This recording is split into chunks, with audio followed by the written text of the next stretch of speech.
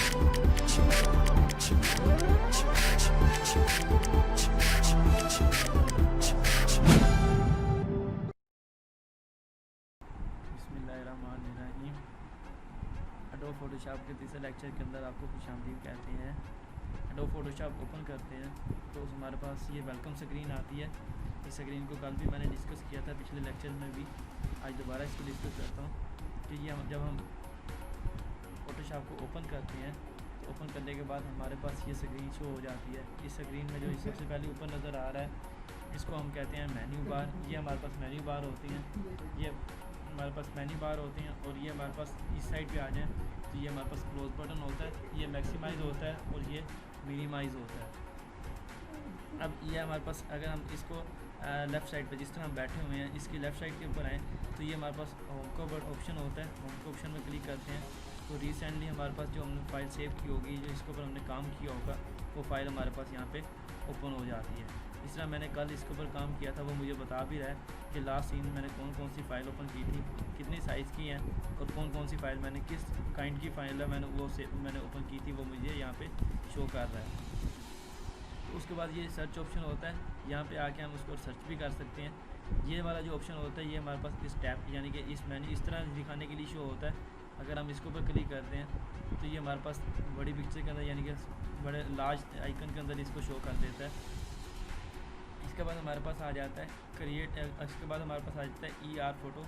इसका मतलब होता है लाइट रूम फ़ोटो। अगर हमने कोई फोटोशॉप लाइट रूम एक ऐप है, अगर उसके अंदर अगर हमारे पास क्रिएटिव क्राउड के अंदर साइन इन है, हम वहाँ पे हमारा कोई अकाउंट बना हुआ है तो हम वहाँ पे जाकर लाइट रूम के अंदर से भी फ़ोटो को सर्च कर सकते हैं।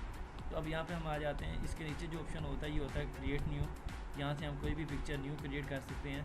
पिछले लेक्चर के अंदर मैंने न्यू क्रिएट करना आपको बता दिया था, फिर भी मैं आपको बता देता हूँ। यहाँ पे कस्टमाइज़ अगर मैं कोई करना चाहता हूँ तो ये मैंने पहले से करके रखी हुई थी, पिछले लेक्चर में मैंने ये की थी। उसके बाद मैं यहाँ से वापस जाता हूँ तो यहाँ पे हमारे पास आ जाता है ओपन। अगर मैंने रिसेंटली कोई भी काम किया हुआ मैं उसको ओपन करना चाहता हूँ, या मैंने कोई नेट से कोई फ़ाइल डाउनलोड की है उसको ओपन करना चाहता हूँ तो मैं इधर आके इसको ओपन कर सकता हूँ। इधर मैंने उसका पास देना है तो ये मेरे पास ओपन हो जाएगी। अब मैं आता हूँ क्रिएटिव न्यू की तरफ।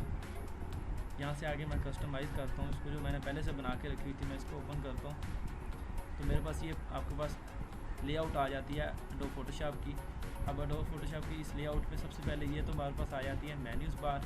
ये सारे मेन्यूज़ पड़े हुए हैं, हम इंशाल्लाह नेक्स्ट लेक्चर में एक एक करके इन मेन्यू को देखेंगे। उसके बाद हमारे पास इसकी मेन्यू बार के नीचे हमारे पास ये आ जाता है होम। ये होम बटन है, इसको हम क्लिक करेंगे तो हम वापस वेलकम स्क्रीन के अंदर चले जाएँगे।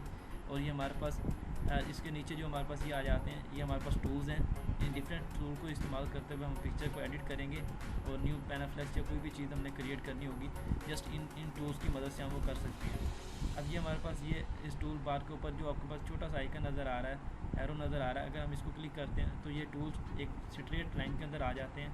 अगर हम चाहते हैं जो पिछले इसके वर्जन हैं उनके अंदर ये डबल यानी कि साइड के ऊपर शो हो रहा होता है, इस फॉर्म के अंदर आपको नज़र आएंगे। लेकिन जो ये अपडेशन है इस जो 2018 एडोब फोटोशॉप 2018 और 19 के अंदर ये ऑप्शन है कि आप एक ही से ये लाइन के ऊपर आपके पास शो हो जाते हैं। इसके बाद हमारे पास जो आपके पास ब्लैक स्क्रीन नज़र आ रही है, ये स्क्रीन हमारे पास IDE कहलाती है। IDE integrated development environment screen. तो इसके अंदर रहते हुए हम कोई भी अपना काम कर सकते हैं। कोई भी हमने ड्राइंग क्रिएट करनी होगी, कोई भी हमने लोगो क्रिएट करना होगा, कोई भी हमने काम करना होगा, हम इस स्क्रीन के अंदर रहते हुए काम कर सकते हैं। उसके बाद जो आपके पास ये शो हो रहा है, ये हमारे पास फ़ाइल का नेम शो हो रहा है कि हम रिसेंटली जो हमने फ़ाइल ओपन की है उस फाइल का नाम क्या है। उस फाइल का नाम हमारे पास है Unity2 और ये कितने यानी कि कितने परसेंटेज के ऊपर जूम की हुई है हमने, और उसका जो कलर आ रहा है वो कौन सा कलर हमने सेलेक्ट किया था। इसके बाद हमारे पास आ जाता है ये नीचे आपके पास रूलर्स आ जाते हैं। ये डिफरेंट टाइप के रूलर्स होते हैं, इनको हम इस्तेमाल करते हुए अपनी पिक्चर को एक्यूरेट बना सकते हैं। फॉर एग्जांपल मैंने इसको यहाँ से सिलेक्ट किया, माउस का मैंने लेफ़्ट क्लिक से इसको सिलेक्ट करना है। जहाँ पे मैं ड्रैग करना चाहता हूँ ये ड्रैग करके ले आऊँगा। अगर मैंने यहाँ पे छोड़ना है तो मैं अपने माउस का लेफ़्ट क्लिक को प्रेस करना छोड़ दूँगा तो ये मेरे पास वहीं पे आ जाएगी। अब इसका मकसद क्या होता है? इसका मकसद होता है कि हम जो भी काम करना होता है, फॉर एग्जांपल मैंने यहाँ पे कोई टेक्स्ट लिखना है और यहाँ पे मैंने स्पेस देनी है और मैं चाहता हूँ कि दोनों टेक्स्ट सेम जगह पे हैं, तो मैं इस लाइन के ज़रिए से सेम टेक्स्ट लिख सकता हूँ।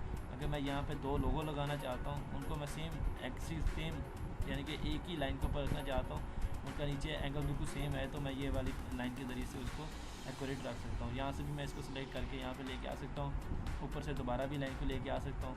तो अब इनके अंदर रहते हुए हम कोई ना कोई काम कर सकते हैं, ये हमारे लिए ईजी हो जाती है। अब इसको हम यहाँ से ख़त्म कर देते हैं। इसके बाद हमारे पास आ जाता है, इस स्क्रीन के ऊपर हम आते हैं। इस स्क्रीन के ऊपर आपके पास ये आ जाते हैं डिफरेंट, आपके पास ऑप्शन आ जाते हैं।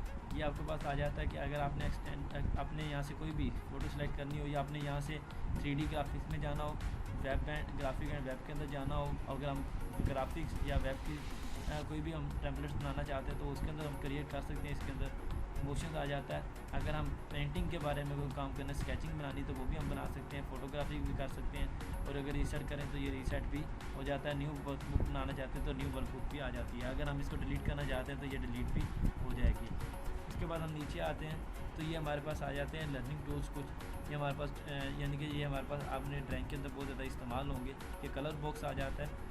अब ये हमारे पास लर्न आ जाता है। लर्न के अंदर होता है कि अगर आपने एडोब फोटोशॉप बिगनर हैं, आपको नहीं पता इसके बारे में, तो आप यहाँ से ट्यूटोरियल लेकर उसको इस्तेमाल भी कर सकते हैं। डिफरेंट टाइप के आपके पास टेम्पलेट्स हैं और उनके आगे डिफरेंट वीडियो आ जाती हैं, उनको हम जस्ट देख के उसको हम काम कर सकते हैं। इसके बाद लाइब्रेरीज़ आ जाती हैं। ये डिफरेंट टाइप की लाइब्रेरीज इसके अंदर मौजूद होती हैं। आप कौन सा काम करना चाहते हैं या ऑनलाइन आपने कौन सा काम किया, वहाँ से कोई सर्च करना चाहते हैं, वो भी यहाँ से आप सर्च करके इस्तेमाल कर सकते हैं। आगे आपके पास एडजस्टमेंट आ जाती है। तो एडजस्टमेंट में डिफरेंट टाइप के टूल्स आपके पास आ जाते हैं। इन डिफरेंट टाइप के टूल्स को इस्तेमाल करते हुए आप अपनी पिक्चर को क्रिएट करेंगे और उसको उनके अंदर इस्तेमाल करेंगे। आगे कलर आ जाता है। यहाँ से हम कलर स्कीम इस्तेमाल कर सकते हैं। फॉर एग्जांपल मैंने ये कलर पिक किया और यहाँ से मैं कलर बॉक्स के अंदर आके इसको कलर करता हूँ, तो ये मेरे पास वही कलर हो जाता है जो मैंने यहाँ पे सिलेक्ट किया था। इसके नीचे हमारे पास लेयर्स आ जाती हैं।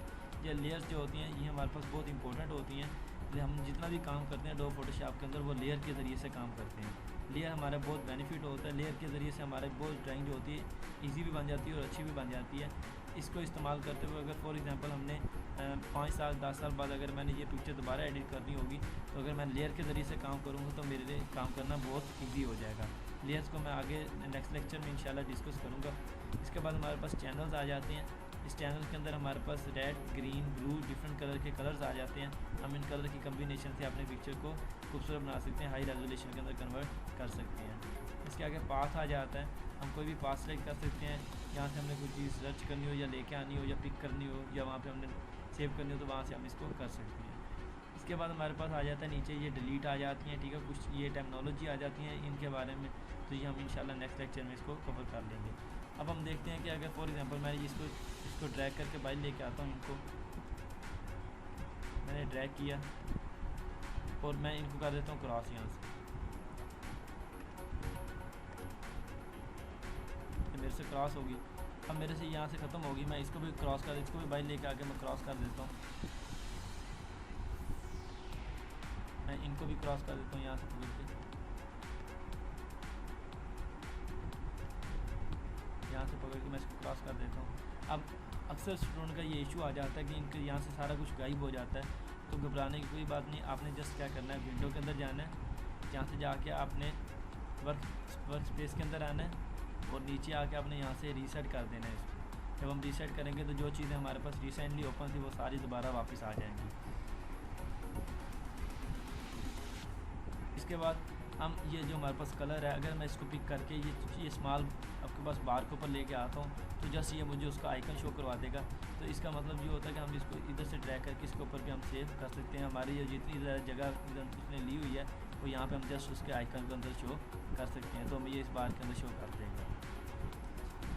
इसके बाद हमारे पास ये डिफरेंट टूल्स आ जाते हैं। अब हमने एडोब फोटोशॉप ही क्यों इसके लिए इस्तेमाल किया है, एडिटिंग के लिए, ग्राफिक डिज़ाइनिंग के लिए, क्योंकि हमारे पास जो जितने पीछे ओल्ड वर्जन है उनके अंदर ये आपके पास टूल जितने भी हैं उसका आपको गाइड नहीं करते।